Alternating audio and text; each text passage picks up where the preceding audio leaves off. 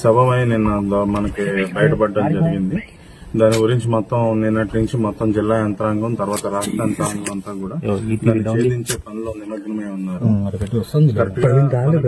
అనుమానాల ప్రకారం ఆ యువతిని పీరియడ్ వచ్చి సుమారు 8 గంటల సమీపంలో గండికోటకి వాహనం మీద తీసుకొచ్చిన తర్వాత ఒక ప్రైవేట్ లాడ్జ్ లో 2 గంటలు ఇద్దరు గడిపిన తర్వాత గండికోట గుమ్మం దగ్గరలో కోట గుమ్మం దగ్గరలో 10:40 విడిచిపెట్టి ఆయన ఆ ప్రియుడు వెళ్లిపోవడం జరిగింది. తర్వాత 11 గంటల సమీపంలో ఈ రంగనాయక స్వామి మందిరంలో ఆమె బ్యాగ్ వేసుకుని నడుచుకుంటూ ఉంటాం అనేది మనకి తెలిసింది. తర్వాత ఏం జరిగిందనేది తెలియదు.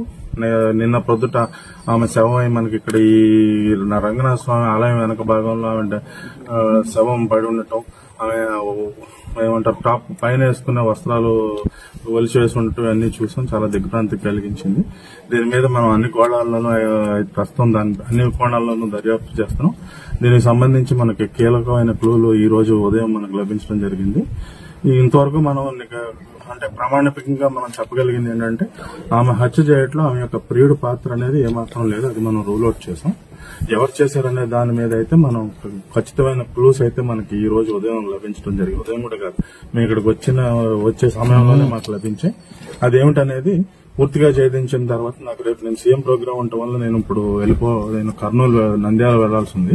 మీకు సాయంత్రానికి ఎస్పీ గారు జమ్మలమడుగులోనే ఎస్పీ గారు డిఎస్పీ గారు నాకు ఒక ప్రగాఢ ఆత్మవిశ్వాసం ఏంటంటే మనకున్న క్లోజ్ దృష్ట్యా మనకి ఈ రోజు ఎట్టి పరిస్థితుల్లో ఈ రోజు ఈ యొక్క కేసు ఏదైతే ఉందో పూర్తిగా మనం ఛేదించే అవకాశం ఉంది. మీకు ఈ రోజు సాయంత్రం 9 గంటల లోపు ఎస్పీ గారు డిఎస్పీ గారు మీకు పూర్తి వివరాలు తెలియజేస్తారు.